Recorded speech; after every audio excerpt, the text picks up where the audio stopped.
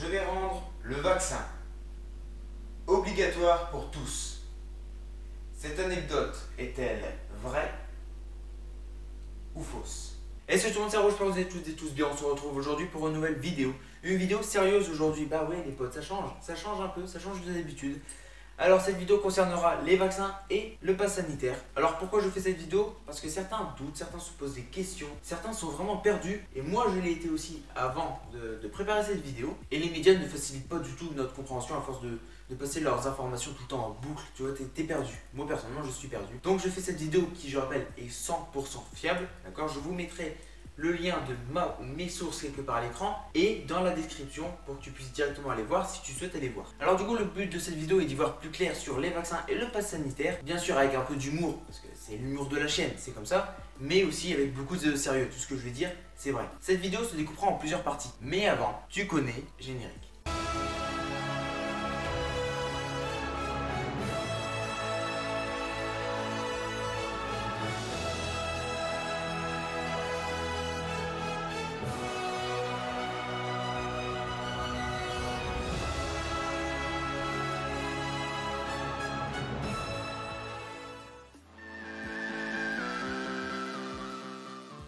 Alors du coup tu l'as vu, on va commencer avec le pass sanitaire. Beaucoup se posent des questions sur qu'est-ce que c'est réellement. Donc le pass sanitaire sera disponible en version papier et en version numérique. Alors à quoi il sert le pass sanitaire réellement? Alors le pass sanitaire il servira à accéder aux grands rassemblements ou aux grands événements. Je te donne un exemple de grand rassemblement ou grand événement, un festival par exemple. Ici tu auras besoin d'un pass sanitaire. Alors du coup il sera mis en vigueur le 9 juin 2021, bien sûr pas le 9 juin 2032.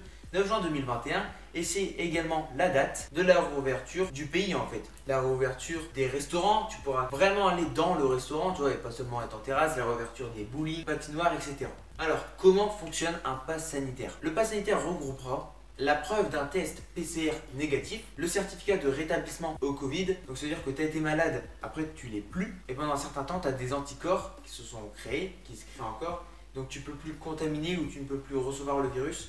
Quelque chose comme ça, mais voilà, ce sera ça. Et bien sûr, le certificat de vaccination. Alors, le pass sanitaire, finalement, obligatoire, pas obligatoire, c'est quoi? Tu vois, on est perdu. Alors moi, je vais te le dire. Alors bien sûr que non, il ne sera pas obligatoire. Tu pourras toujours aller à Intermarché, à Carrefour, à ta grande surface préférée, d'accord? Tu pourras toujours y aller sans pass sanitaire, c'est pas obligatoire. Tu pourras toujours te rendre à ton lieu de travail. Déjà, pour les collèges, lycées, les écoles, les facs, pas besoin de pass sanitaire. S'il y a des adultes qui n'ont rien, pourraient toujours aller travailler dans vos bureaux, à l'usine, peu importe où, sans avoir un pass sanitaire, bien entendu. Et grande nouvelle, grande surprise, parce que je viens de l'apprendre en tournant cette vidéo, en préparant cette vidéo, les restaurants ne seront pas concernés par le pass sanitaire. Donc tu pourras aller au restaurant, à l'intérieur du restaurant, hein, pas qu'en terrasse, hein, à l'intérieur du restaurant, sans pass sanitaire. J'en déduis, je m'avance peut-être un peu trop, mais c'est une question de logique. J'en déduis que si les restaurants ne sont pas concernés par le pass sanitaire, j'en déduis que les bowling, les patinoires, les cinémas, etc.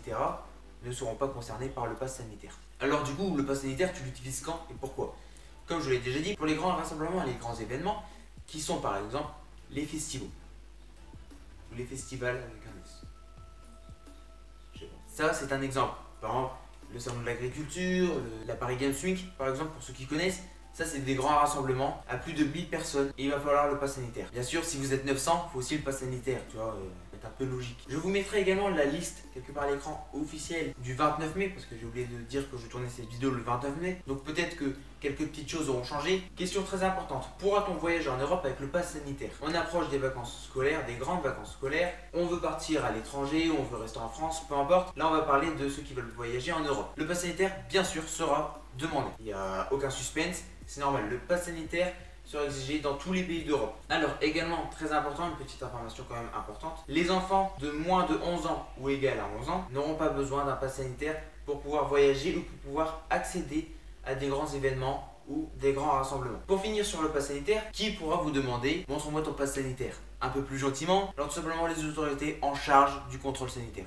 Tout simplement. Ou si vous prenez l'avion, les personnels de compagnie aérienne seront habilités bien sûr à vous demander le pass sanitaire. Donc je pense que j'en ai fini avec le pass sanitaire et allez voir dans la description le lien que je vous ai mis qui vous dirigera directement vers ma source qui est le gouvernement. C'est donc rien de plus officiel. Alors du coup pour résumer, pour qui est ce pass sanitaire? Du coup bien sûr pour tout le monde, mais pour qui réellement, j'ai envie de dire? Alors pour ceux qui sont friands des grands événements, des grands rassemblements, ou ceux qui sont friands, ou ceux qui pourraient partir cet été ou même plus tard voyager en Europe. Alors, concernant les vaccins désormais, on en a 5 principaux. Moderna, Sputnik V, Johnson & Johnson, AstraZeneca et Pfizer. Je tiens à dire que je ne suis pas là pour vous dire faites-vous vacciner, ne vous faites pas vacciner, c'est bien, c'est mal.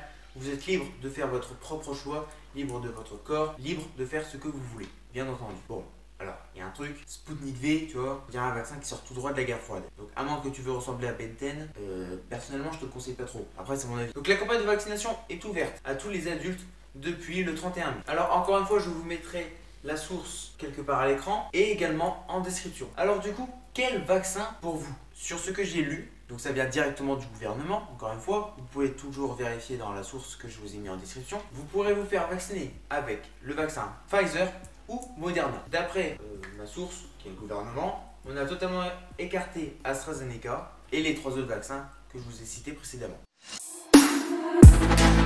J'ai dit qu'on pouvait se faire vacciner avec Moderna ou Pfizer. Mais j'ai oublié de préciser qu'on avait encore des stocks d'AstraZeneca. Il y a encore des centres de vaccination qui vous font vacciner avec AstraZeneca. Tant qu'on a des stocks, AstraZeneca fait partie encore des vaccins qu'on pourra vous injecter. Et j'ai un petit coup de gueule là-dessus. AstraZeneca, on apprend tous les jours des cas de thrombose, mais on ne l'arrête pas. Donc voilà, c'était un petit coup de gueule. Je ne comprends pas. Là par contre, c'est un avis personnel. Je ne comprends pas pourquoi AstraZeneca n'est pas suspendu. Alors du coup, comment se faire vacciner? Tout simplement, tu prends rendez-vous. D'accord? Alors j'ai vu que tu pouvais prendre rendez-vous sur Doctolib ou sur les différents centres de vaccination autour de chez toi. Alors aujourd'hui en France on est à un peu plus de 10 millions de vaccinés. Bon, à mon sens c'est encore peu, mais bon là étant donné que tous les adultes pourront se faire vacciner, ça devrait aller plutôt vite.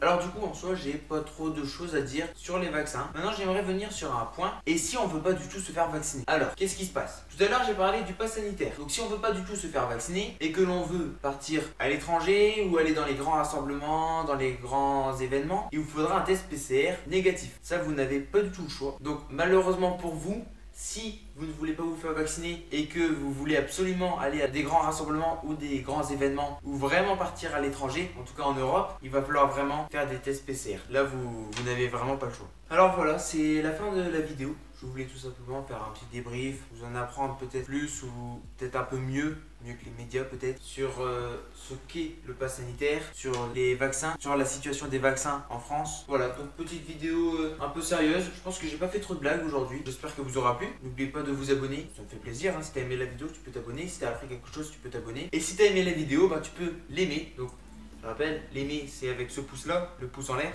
Voilà. Tu peux commenter, hein, si tu as envie de commenter, peut-être que j'ai oublié de dire quelque chose. C'est possible. Ou peut-être que quelque chose a changé. Parce qu'aujourd'hui, je vous rappelle que je tourne, on est le 29 mai. Et que le pass sanitaire est en vigueur à partir du 9 juin. Donc date de réouverture des restaurants par exemple, à l'intérieur, des bowling, etc. D'accord? Des festivals. Ou les festivals encore, avec un S. Je sais pas. Bref, voilà, donc peut-être que certaines choses auront changé d'ici 15 jours, je sais pas, donc ça tu peux me le dire en commentaire. Et puis voilà quoi, c'est la fin de la vidéo les petits gars. Passez un bon moment, on se dit à mercredi prochain pour une nouvelle vidéo. Portez-vous bien, c'était Haro. Ciao. Vous allez tous vous abonner à cette chaîne et liker cette vidéo. Cette anecdote est-elle vraie ou fausse?